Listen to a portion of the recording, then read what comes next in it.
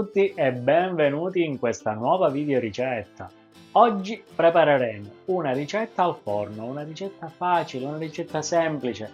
Patate al forno con un ingrediente speciale.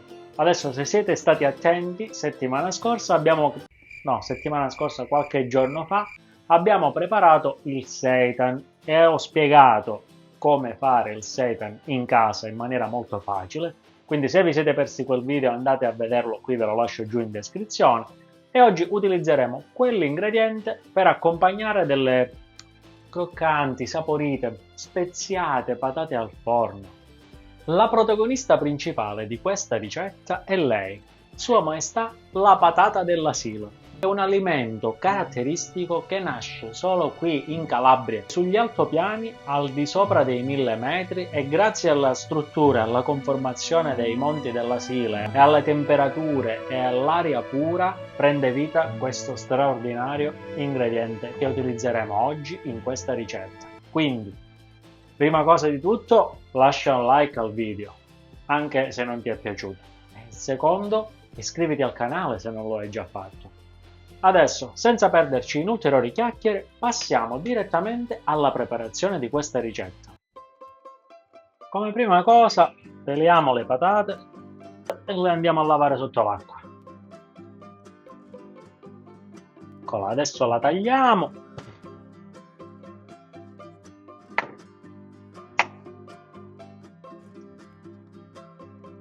Sciacquiamo per bene adesso le patate sotto l'acqua corrente, così eliminiamo l'amido in eccesso. Adesso andiamo ad asciugare le patate su un panno, le asciughiamo per bene, così eliminiamo tutta l'acqua e diventeranno belle croccanti.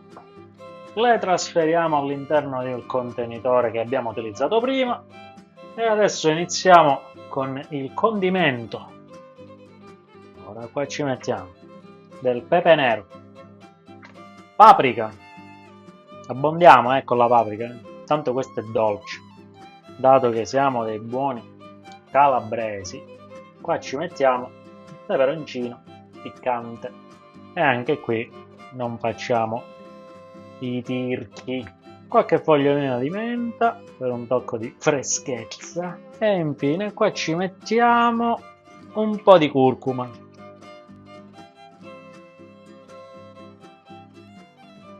Aggiungiamo una bella spolverata di origano calabrese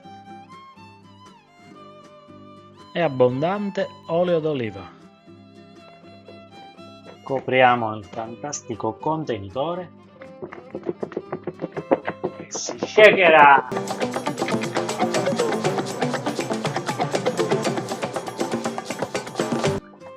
E voilà! Assicuratevi di averlo chiuso bene prima di iniziare a shakerare. Adesso qua pigliamo una bella teglia, per non farci mancare i grassi cospargiamo un filo d'olio direttamente qua sulla base di questa teglia e versiamo le nostre patate qui dentro. A questo punto andiamo ad aggiungere un rametto di rosmarino. E insieme al rametto di rosmarino andiamo ad aggiungere uno splendido spicchio d'aglio, amici. Le ficchiamo in forno per 25-30 minuti, dopodiché aggiungeremo il seitan. Non lo mettiamo adesso per il semplice fatto che il seitan tende a indurirsi se cotto in forno per tanto tempo. Quindi passiamo alla cottura. Ci vediamo più tardi. Nel frattempo che le patate cuociono in forno, noi andiamo a preparare il seitan. Guardate che consistenza, questo qua è il seitan fatto in casa. Mi raccomando, nella descrizione il link per la ricetta di questo straordinario ingrediente. Lo andremo a tagliuzzare un po' come abbiamo fatto con le patate.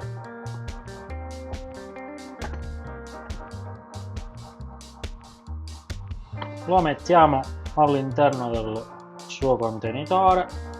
Andiamo ad aggiungere una spolverata di pepe nero, dell'aglio in polvere, un filo d'olio d'oliva per non far mancare i grassi e l'ingrediente segreto della salsa di soia. Scopriamo anche questo contenitore e anche qui si shakerà.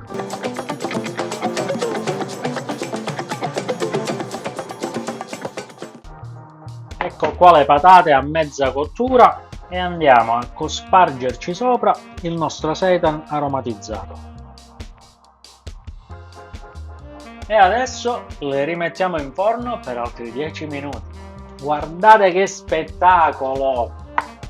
Eccole! Patate speziate e seitan fatto in casa. Condiamo il tutto con un po' di sale. Ecco qua. Le versiamo all'interno di un piatto e il rituale prevede che io adesso le assaggi.